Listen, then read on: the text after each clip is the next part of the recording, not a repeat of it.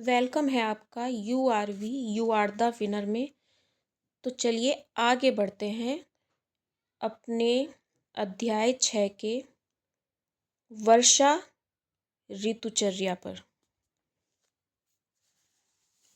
श्लोक देखते हैं 33। आदान दुर्बले देहे पक्ता भवति दुर्बलः।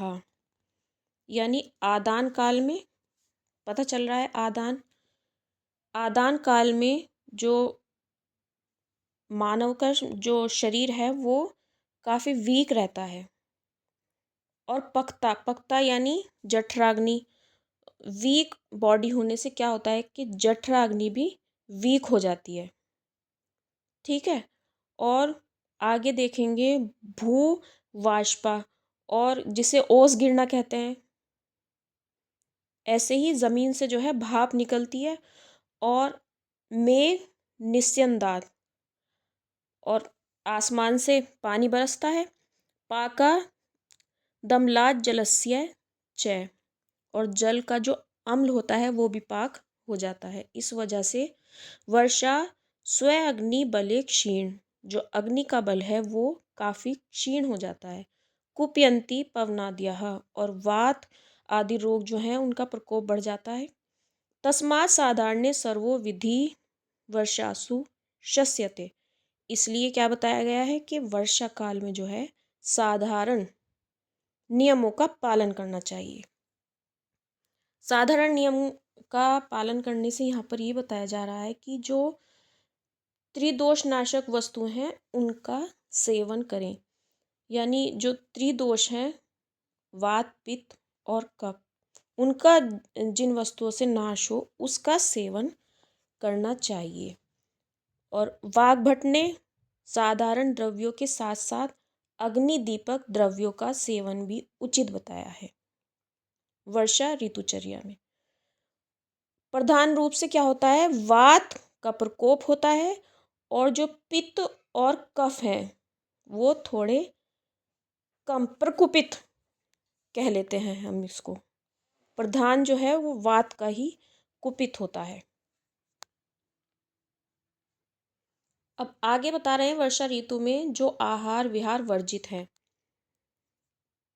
देखते हैं श्लोक में उद्मंथम द्विवासप्न, यानी वर्षा ऋतु में जल में घुला सत्तू, उद्मंथ जल में घुला सत्तू, दिवास्वप्न यानी दिन में सोना छोड़ देना चाहिए। और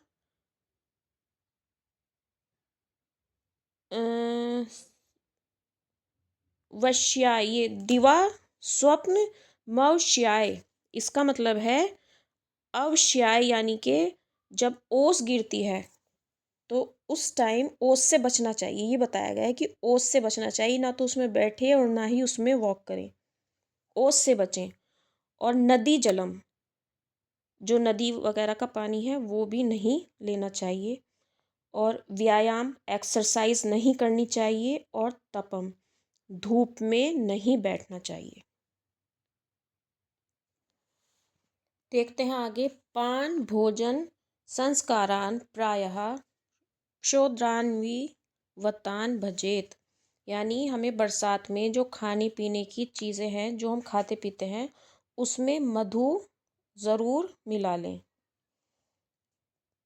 आगे कहते हैं व्यक्ताम्ल लवण स्नेहन वात वर्षा कुले हनी, यानी हवा और बारिश से भरे इन दिनों में अम्ल और लवण रस वाले और स्नेह द्रव्य घृत तेल आदि जो है हमें अपने भोजन में मेन रखने चाहिए।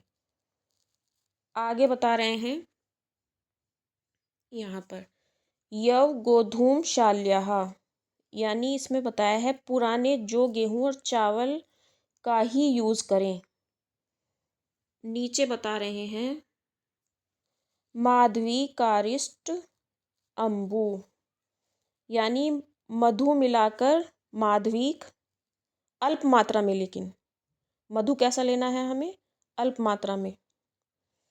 तो यहाँ पे बता रहे हैं माधविक और अरिष्ट और अम्बु यानी जल का सेवन करना चाहिए थोड़ी मात्रा में हमें उसमें मधु मिलाना चाहिए, क्योंकि क्या होता है मैं भी आपको बताती हूँ। पहले श्लोक का बता दूँ। माहेंद्रम तप्त शीतम, यानी जो आकाश, महेंद्र यानी आकाश का जो जल है उसे पहले गर्म करें और फिर ठंडा हुआ वो हमें यूज़ करना है। कोपम सारसमेव, और जो तालाब वगैरह का जल है वो पीने में यूज़ करना चाहिए। लघु शुद्धांबर स्थानम भजेद क्लेदी वार्षिकम, और हल्के पवित्र जो है कपड़े पहनने चाहिए, और क्लेद रहित, ये क्लेदी जो है यहाँ पे क्लेद रहित सूखा यानी विदाउट डैम्प, जहाँ पर वर्षा वगैरह से यानी हमें बचना चाहिए। ऐसे स्थान पर रहना चाहिए जहाँ पर वर्षा आदि का जो है नमी वगैरह ना हो। अब आगे ये मैं बताती हूँ कि मधु के सेवन से क्या होता है कि वात का प्रकोप होता है। फिर उसका प्रयोग क्यों किया जाए, तो चक्रपाणि ने इस डाउट का क्लैरिफिकेशन किया है कि मधु वर्षा ऋतु में उत्पन्न क्लेद का शमन करता है। क्लेद यानी डैम्प, नमी, उसका शमन करता है, इसलिए थोड़ी मात्रा में सेवन करने से कोई हानि नहीं है। थोड़ी मात्रा में मधु का प्रयोग अल्प मात्रा में ही किया जाए। अब यहाँ पर बता रहे हैं शरद ऋतु में जो आहार विहार हैं उनका सेवन। मधुरम लघु शीतम सत्तिक्तम, यानी कैसे हमें लेना चाहिए।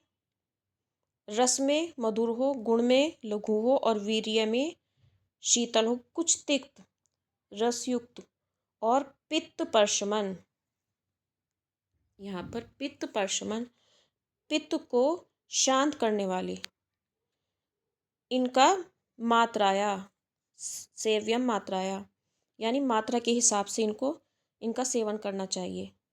अब देखो यहाँ पर आ रहा है सेव्यानाहु घनात, ये यानी घन प्लस अत्यय, इसका मतलब है शरद ऋतु।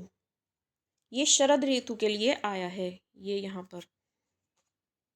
फिर आता है तिक्तस्य सर्पिषः पानम विरेको रक्त मोक्षणम, यहाँ पर पान विरेचन और रक्त मोक्षण की क्रिया करने के लिए बताई जा रही है कि जो तिक्त घृत है उसका पान विरेचन और रक्त मोक्षण क्रिया करनी चाहिए।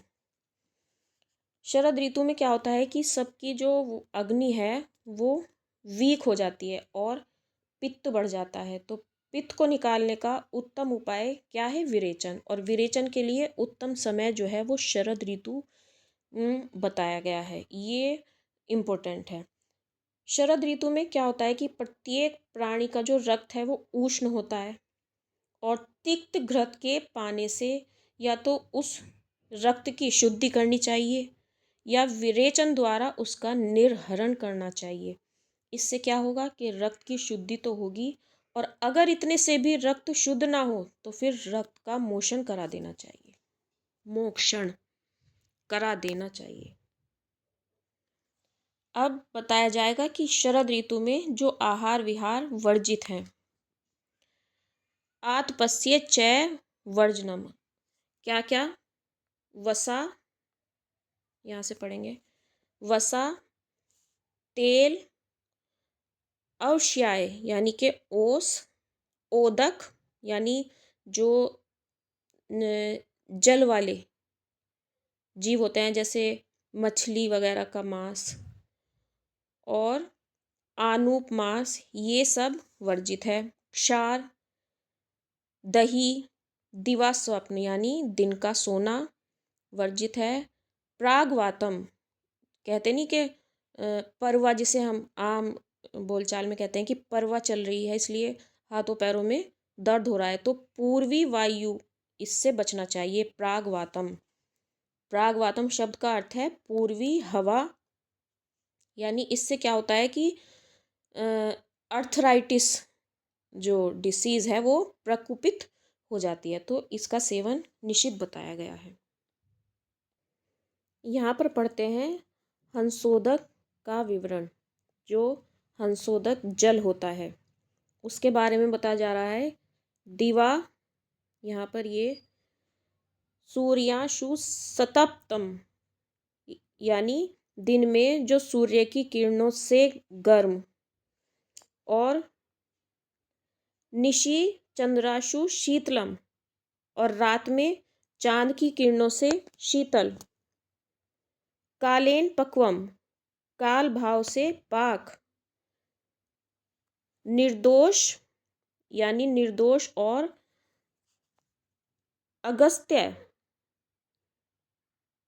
विषीकृतम, अगस्त्य जो तारा होता है उसके उदय होने का जो प्रभाव होता है, और विष रहित जो जल होता है उसे कहते हैं हंसोदक। हंसोद कमिति ख्यातम शारदम विमलम शुचि। शुचि मीन्स पवित्र। तो हंसोदक जो होता है शरद ऋतु में विमल पवित्र होता है, और स्नान, पान, अवगाहन कामों में अमृत माना गया है। हंस शब्द का यहाँ पर जो मतलब है सूर्य और चंद्रमा दोनों से माना गया है, यानी जो उन दोनों से जो जल शुद्ध जल हुआ है उसकी जो संज्ञा है उसे हंसोदक कहा गया है। और हंसोदक जल उस जल को भी कहते हैं, जैसे जो एक पक्षी होता है स्वान, वो जो है वो शुद्ध जल को ही पीना पसंद करता है। तो जिस जल का स्वान उपयोग कर सके वो ही हंसोदक है, यानी वो सूर्य और चंद्रमा दोनों ग्राह्य है। और ये एग्जाम में पूछा जाता है, इसको आप याद रखना। अब यहाँ पर बताया जा रहा है शरद ऋतु में अनुकूल विहार शारदानी च माल्यानी वासांसी विमलानी च। इस ऋतु में जो फूल खिलते हैं उन फूलों की माला पहने, स्वच्छ वस्त्र पहने, और प्रदोष काल में चंद्रमा की किरणों का चैन दुर्म्याह, इस प्रदोष काल में चंद्रमा की किरणों का जो सेवन है वो हितकर माना गया है। प्रदोष काल यानी रात्रि के रात्रि के मुख से, यानी रात्रि का जो प्रारंभ है उसे प्रदोष कहा गया है। तो उस टाइम फूलों की माला पहने, साफ वस्त्र पहने, और चंद्रमा की किरणों में बैठे। चक्रपाणी कहते हैं कि रात में चंद्र किरणों का सेवन नहीं करना चाहिए, क्योंकि इससे शीत लगने का भय रहता है। यदौचित्य, यानी जो आहार विहार उचित होने से, उपशेते यानी हमारे शरीर के लिए हितकारी हैं, लाभकारी हैं, तो उसे ओक सात्यम, उसे क्या कहेंगे, ओक सात्म्य कहते हैं, उसे ओक सात्म्य कहते हैं। ओक सात्म्य मीन्स जो हमारे शरीर के लिए अनुकूल हो, यानी कोई मान लो कोई अपथ्य आहार है लेकिन निरंतर हम उसको ले रहे हैं और वो प्रकृति के अनुकूल हो जाए और हमें कोई हानि ना पहुंचाए, तो उसको हम कहेंगे ओक सात्मी, यानी हमारे शरीर के अनुकूल। आगे बढ़ते हैं। देशानाम माम यानाम च विपरीत गुणम गुण है।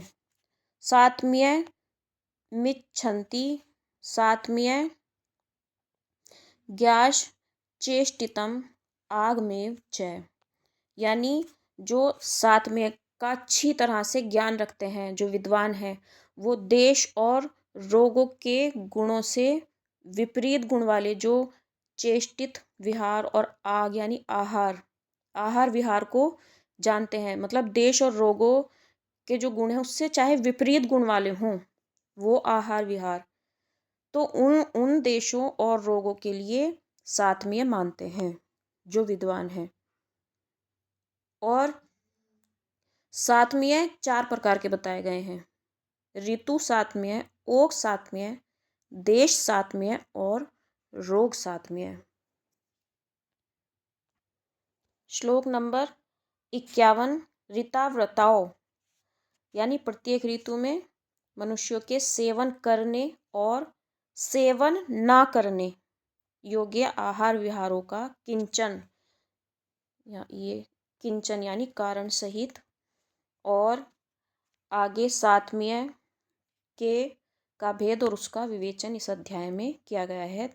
तस्य शीतीय अध्याय जो हमारा छठा अध्याय है इस प्रकार से समाप्त हुआ। मिलते हैं नेक्स्ट वीडियो में। Thank you.